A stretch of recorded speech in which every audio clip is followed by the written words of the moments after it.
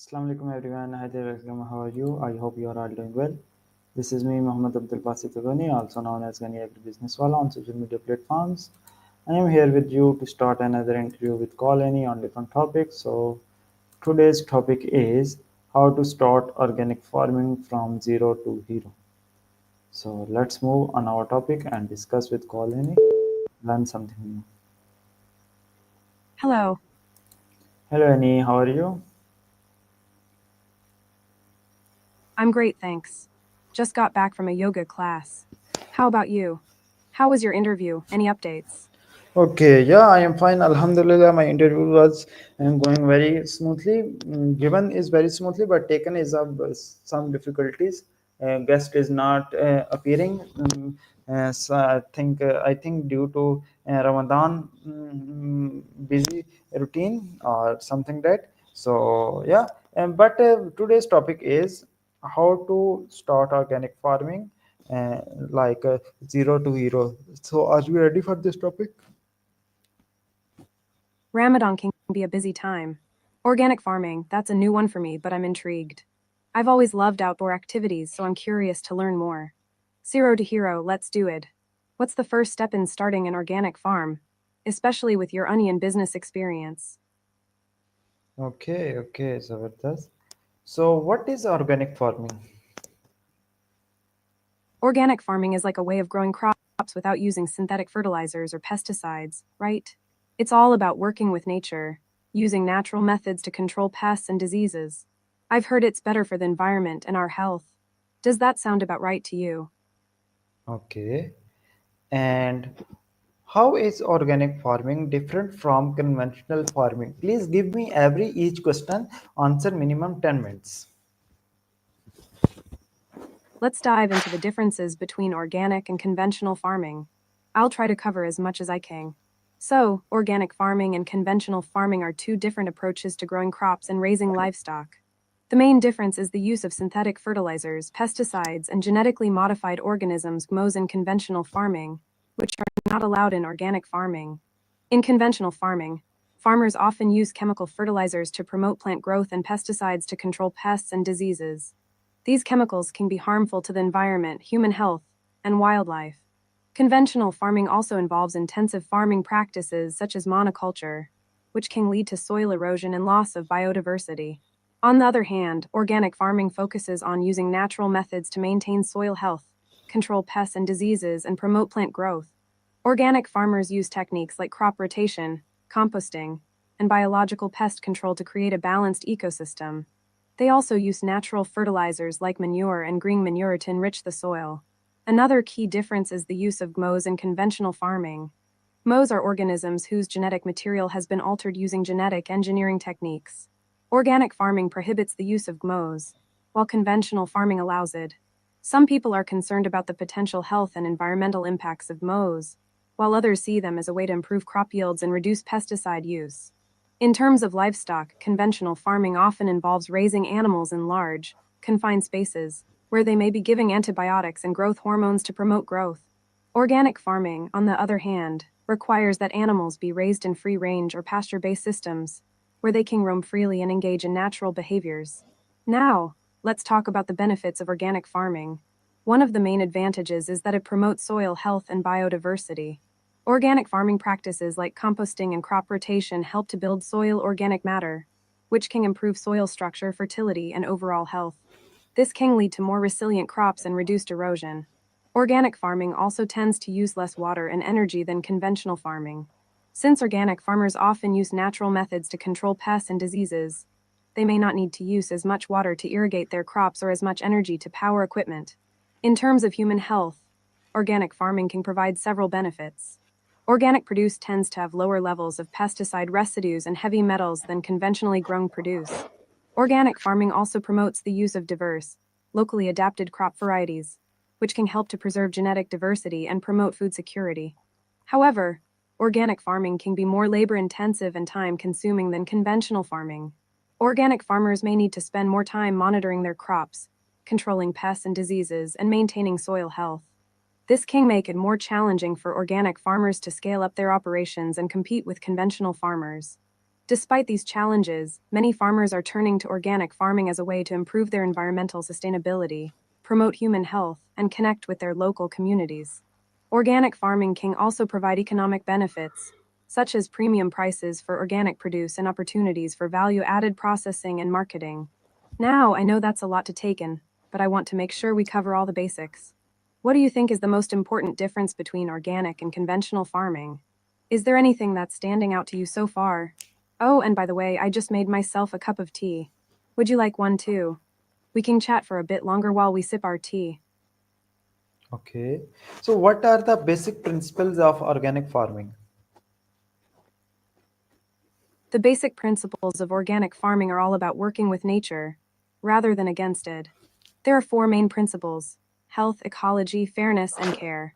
The principle of health is all about maintaining the health of the soil, plants, animals, and people.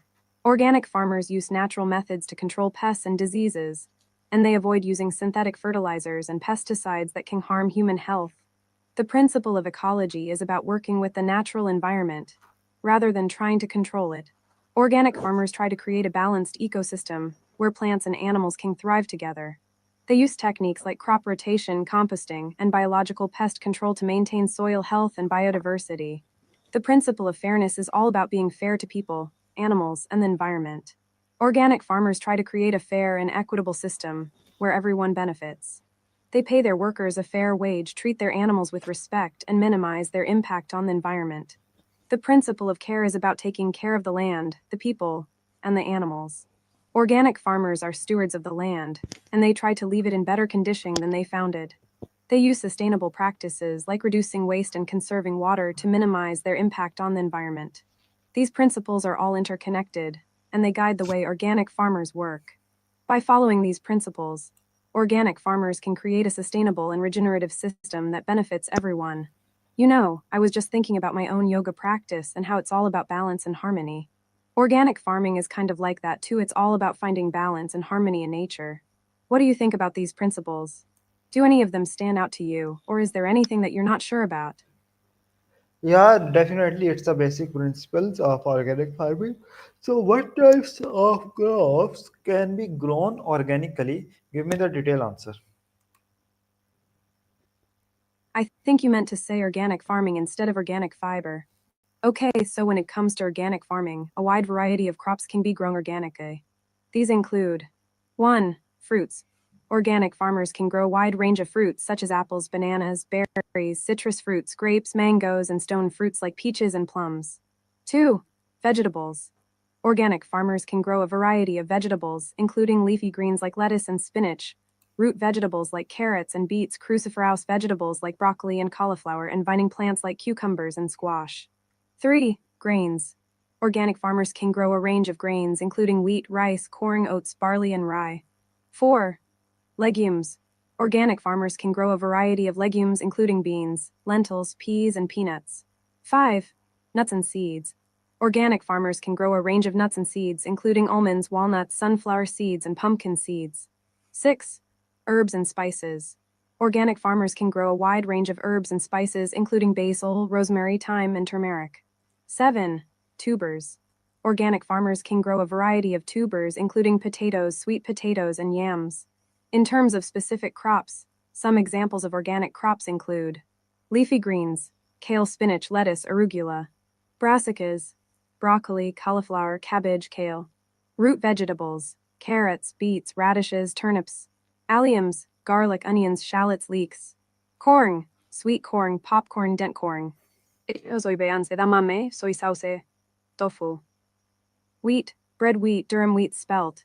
Organic farmers can also grow a range of specialty crops, including mushrooms, shadake, oyster, chanterelle; microgreens, young, nutrient-dense versions of leafy greens and other vegetables; sprouts, alfalfa, broccoli, mung bean; flowers, cut flowers, edible flowers, medicinal herbs. In your case, since you're interested in growing onions, you can definitely grow them organically. Onions are a great crop for organic farming, and they can be grown using a range of techniques, including crop rotation, composting, and biological pest control. I hope that helps. Do you have any specific questions about growing onions or other crops organically? Okay, Zabardast. And my next question is, what types, okay, is organic farming possible in all climates? Organic farming is possible in almost all climates, but it can be more challenging in certain regions. Organic farming can be done in 1. Tropical climates. Many tropical countries have ideal conditions for organic farming with plenty of rainfall and warm temperatures. Crops like coffee, cocoa, and spices thrive in these conditions. 2. Temperate climates. Temperate regions with moderate temperatures and rainfall are well suited for organic farming. Crops like fruits, vegetables, and grains grow well in these conditions. 3. Subtropical climates. Subtropical regions have mild winters and hot summers, making them suitable for organic farming. Crops like citrus fruits, avocados, and olives thrive in these conditions. 4. Arctic and subarctic climates. Even in cold and short growing season climates, organic farming is possible. Crops like potatoes, carrots, and berries can be grown using techniques like cold frames and greenhouses. However, organic farming can be more challenging in 1. Desert climates. Desert regions with limited rainfall and extreme temperatures can make organic farming difficult. But, with the use of techniques like drip irrigation and shade cloth, it's still possible to grow crops like dates and citrus fruits. 2. Mountainous climates. Mountainous regions with steep slopes and limited soil can make organic farming challenging. But with the use of techniques like terracing and contour farming, it's possible to grow crops like potatoes and maize. In your case, since you're from Pakistan, you have a diverse climate with different regions suitable for different types of organic farming. For example, Punjab. The Punjab region has a temperate climate, making it suitable for growing crops like wheat, rice, and sugarcane. Sindh. The Sindh region has a subtropical climate, making it suitable for growing crops like cotton, wheat, and fruits like mangoes and bananas. Khyber Pakhtunkhwa. The Khyber Pakhtunkhwa region has a temperate climate, making it suitable for growing crops like wheat, maize, and fruits like apples and grapes. Overall, organic farming can be done in almost all climates, but it requires careful planning, soil management, and crop selection to ensure success. By the way, have you ever tried growing any crops in your backyard or in a community garden? I've been thinking of starting a small garden in my backyard, and I'd love to hear about your experiences. Okay, wonderful, wonderful. It's definitely a beautiful experience in a backyard. And backyard home is a very beautiful place for growing something. And I watch recently. I watched a TED talk. We can grow a forest in our backyard. So it's a very beautiful. And I really appreciate on this initiative. And how much land is needed to start organic farming? That's so cool that you bought a tech talk about growing a forest in your backyard. I'm all about trying new things and being innovative, especially when it comes to sustainability and organic farming. As for the land needed to start organic farming, it really depends on the scale and type of farming you want to do. You can start small, even with just a few square feet of land, and grow a few herbs or vegetables. Or if you have a bigger space, you can grow a larger variety of crops. In general, a small plot of land, around 1/4 acre, about 10 dozen square feet, can be a good starting point for a small-scale organic farm. This size of land can support a diverse range of crops, including fruits, vegetables, and herbs. However, if you're looking to grow a forest in your backyard, like you mentioned, you'll need a bit more space. A forest garden typically requires at least 1-2 acre, about 20,000 square feet of land, but can be as large as several acres. But don't worry if you don't have a lot of land. You can still start small and grow a few things, like a few pots of herbs or a small raised bed with some vegetables. Every little bit counts, and it's a great way to get started and learn as you go. By the way, have you thought about what kind of crops you want to grow in your backyard forest? I'm curious to know. And how's your onion business going, by the way? Okay, beautiful. It's a very zabardast. And what is organic certification? Let's take a deep breath and refresh our minds. Organic certification is a process that verifies a farm or product meets certain standards for organic production. In the US, the USDA National Organic Program (NOP) sets the standards for organic certification. To become certified organic, a farm or producer must 1. Not use synthetic fertilizers, pesticides, or genetically modified organisms (GMOs). 2. Use natural methods to control pests and diseases. 3. Maintain soil health through crop rotation, composting, and other techniques. 4. Provide animals with access to the outdoors, fresh air, and organic feed. 5. Keep detailed records of farming practices and sales. The certification process typically involves 1. Application. The farmer or producer submits an application to a certifying agent. 2. Inspection. A certifying agent visits the farm or facility to ensure compliance with organic standards. 3. Review. The certifying agent reviews the application and inspection results. 4. Certification. If the farm or producer meets the standards, they receive organic certification. Organic certification ensures that products meet strict standards for environmental sustainability, animal welfare, and human health. In Pakistan, the Pakistan Organic Certification Agency (POC) is responsible for organic certification. As someone who's interested in organic farming, do you think getting certified organic is important for your onion business? Yeah, definitely. And my next question is, how long does it take to convert conventional land to organic? Converting conventional land to organic can take some time, but it's definitely worth it. The time it takes to convert conventional land to organic depends on several factors, such as 1. Previous use of the land. If the land has been heavily contaminated with synthetic fertilizers, pesticides, or other chemicals, it may take longer to convert. 2. Soil conditioning. If the soil is degraded or lacks organic matter, it may take longer to rebuild its health. 3. Crop rotation. The type of crops grown during the transition period can affect the speed of conversion. Generally, it can take anywhere from 2 to 5 years to convert conventional land to organic. Here's a rough breakdown of the process. 1. Year 1 2. Stop using synthetic fertilizers and pesticides. Start using natural methods to control pests and diseases. 2. Year 2 3. Introduce organic amendments like compost manure or green manure to improve soil health. 3. Year 3 5. Continue to build soil health and start growing organic crops. In the US, the USDA requires a 3-year transition period before land can be certified organic.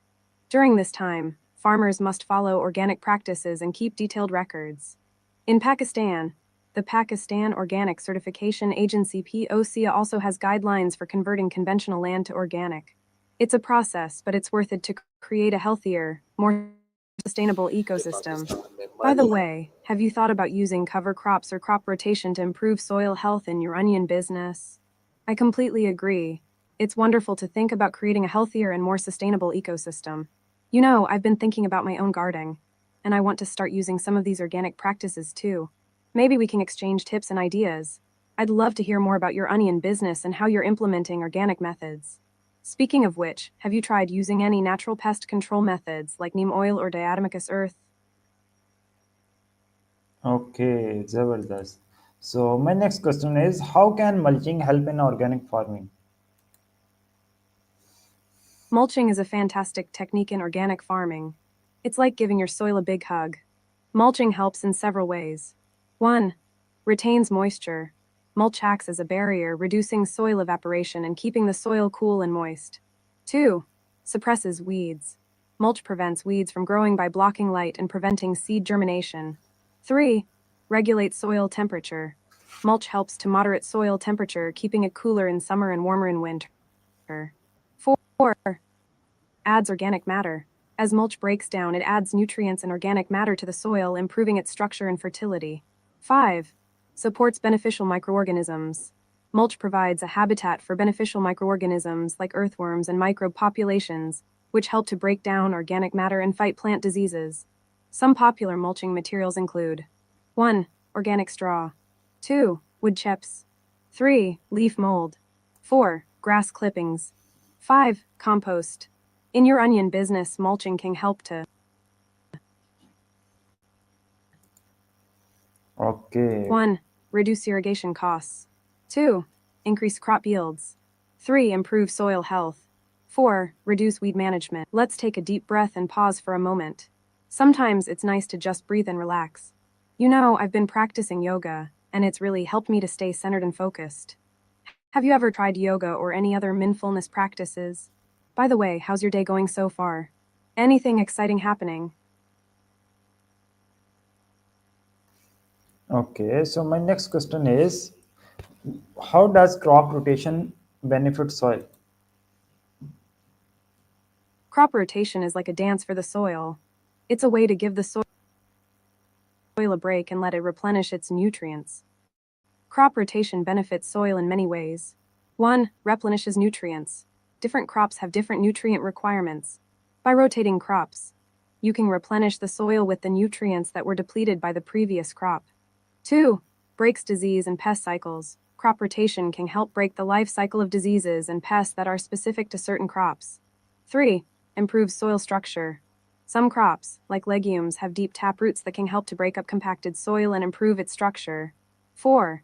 Increases soil biodiversity. Crop rotation can increase the diversity of microorganisms in the soil, which is essential for a healthy ecosystem. 5. Reduces soil erosion.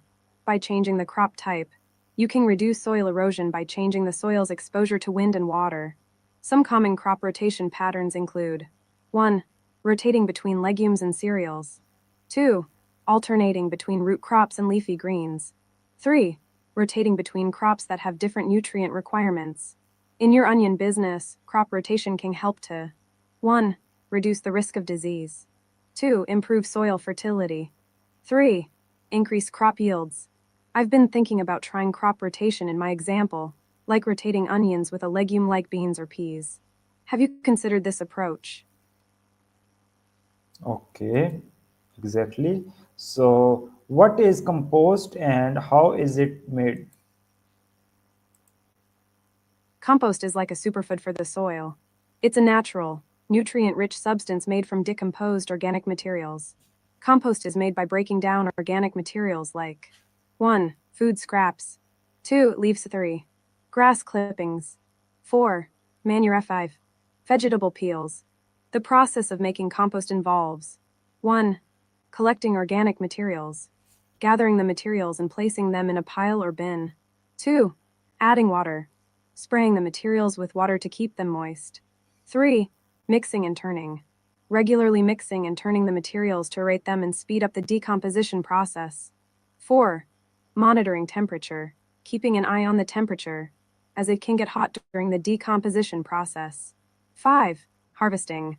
After several weeks or months, the compost is ready to use. The result is a rich, earthy-smelling compost that's teeming with beneficial microorganisms. Compost can help to 1. Improve soil structure. 2. Increase soil fertility. 3. Support healthy plant growth. 4. Reduce waste. I've been thinking of starting a compost pile in my backyard, using food scraps and leaves. Have you ever made compost before? Or is this something you'd like to try in your onion business? Okay, so what is how can you improve in soil fertility naturally? To improve soil fertility naturally, try these methods. 1. Composting. Turn food scraps and yard waste into nutrient-rich soil. 2. Crop rotation. Rotate plants to replenish soil nutrients and reduce pests. 3. Legume cover crops. Plant legumes to fix nitrogen and add organic matter. 4. Natural soil amendments. Use plants like comfrey, clover, or alfalfa to enrich soil. 5. Mulching. Add organic matter like leaves or straw to retain moisture and suppress weeds. 6. Manure. Use animal manure to add nutrients and improve soil structure. 7. Green manure. Plant crops like rye or oats to add organic matter and nutrients. 8. Mineral-rich rocks. Add rocks like granite or basalt to provide micronutrients. 9. Worm casting.